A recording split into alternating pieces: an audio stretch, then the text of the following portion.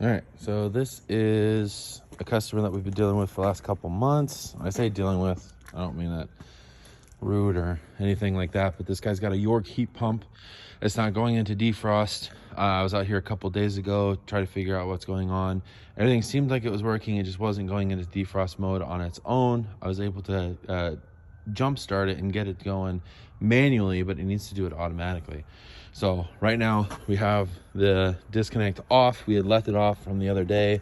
The condenser motor, that's this guy up top, he is showing some issues here. He's got some leaking fluids and stuff, which we took a bunch of pictures and showed the customer last time. But what we're doing is we're going to have to remove this to get inside and deal with the coil sensor, and I will kind of show everything over here in a second. So for those of you that are in the HVAC trade and you're trying to figure out exactly how I was able to figure this out, on this defrost control board, we've already replaced it in the past. That's what we originally thought. I was trying to do it from the test pins here in the back corner. You can kind of see them, they're hiding, but right here, those are the tests to test defrost.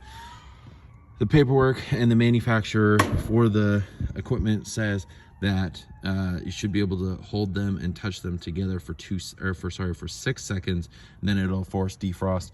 It never did. So we replaced the control board, figuring that was going to be okay. It continued doing it, didn't realize that it had a coil sensor because the one that is inside is actually hidden by some sticky insulation stuff.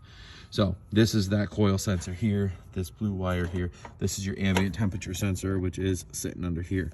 So this board has an algorithm that is already pre-programmed into it to determine the temperature of the coil and the temperature outside, and that if there is a disparity between the two for too long, it'll go into defrost mode, keeping all the hot refrigerant out here, and then taking any of the ice and frost buildup on the outside here and dropping it down. So with these sensors, they are all rated in 1,000 ohms, so K ohms. Or kilo ohms. So in this case, you want to take your multimeter or voltmeter, and you want to go to this setting here and make sure that you have, hold on, I need to make sure it was on right. You want to make sure you have, this says M ohms, but you need to make sure it says K ohms, just because it is what it is. But what we're going to do is you want to take one lead, put it in one end, and one lead and put it in the other. So this one, because it's been sitting long enough, it says it's good, but we know it's not, because after numerous tests with this thing, it wasn't working. So we have everything here, and now it's saying it's 27.1